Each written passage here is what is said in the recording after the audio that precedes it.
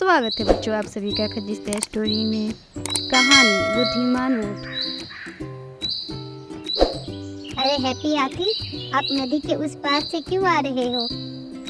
चिंकी लोमड़ी ने हैप्पी हाथी से पूछा। अरे क्या बताऊं तुम्हें, नदी के उस पार एक बड़ा सा खेत है जिसमें बहुत सारे तरबूज उगे हैं।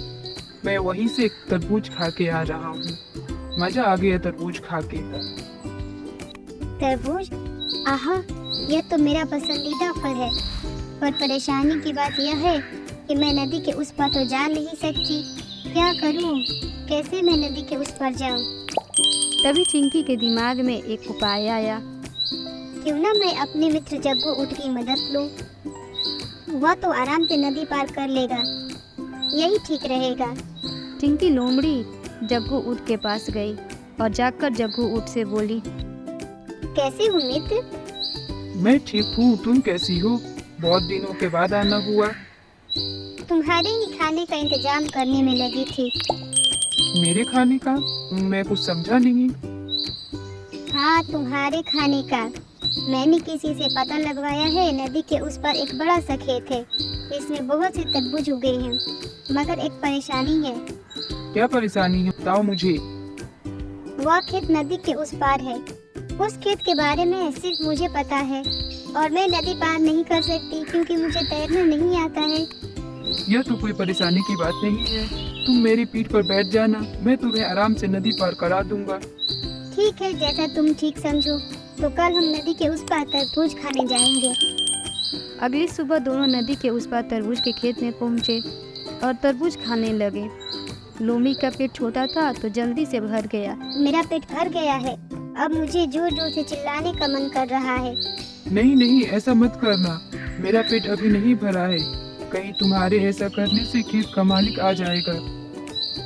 अरे कुछ नहीं होगा, खेत के मालिक को आना होता तो वह कब का आ गया होता। लोमड़ी ऊँट की एक भी बात नहीं मानी और जोर जोर से चिल्लाने लगी। लोमड़ी की आवाज़ सुनकर खेत का मालिक वहां आ गया। लोमड़ी भागकर पास के झाड़ी में छुप गई। ऊँट का कद लंबा होने की वजह से वह छुप ना सका। खेत के मालिक ने उसे लाठी से बुरी तरह मारा। ऊँट जैसे तैसे अपनी जान बचाकर नदी किनारे आया। लोमड़ी ने देखा कि ऊँट नदी किनारे जाग रहा है तो वह भी उसके पीछे पीछे आई। मुझे माफ करना मित्र, मैं तो खाना पचाने के लिए बोल रही थी। मुझे पता नहीं था कि खेत का मालिक आ जाए और तुम्हें ऐसे मारेगा। इसमें तुम्हारी कोई गलती नहीं है। चलो हम अब जल्दी से घर चलते हैं। हाँ हाँ चलो।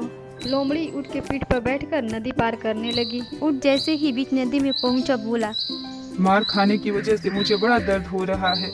मैंने कहीं सुना था नदी के पानी में डुबकी लगाने से दर्द ठीक हो जाता है। मैं डुबकी लगाने जा रहा हूँ। अरे अरे मित्र, ऐसा मत करना, तुम्हारे डुबकी लगाने से मैं डूब जाऊंगी। अरे कुछ नहीं होगा, तुम आराम से मेरे पीठ पर बैठी रहो। ऊँट नदी में डुबकी लगाने लगा।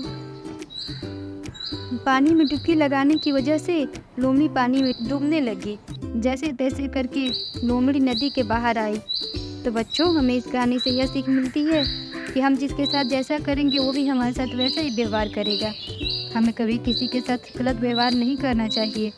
तो बच्चों, अगर कहानी पसंद आई हो तो लाइक करें, चैनल को सब्सक्राइब करें। मिलते हैं आपसे अगली वीडियो में, तब तक आप अपना ख्याल रखें। Bye bye.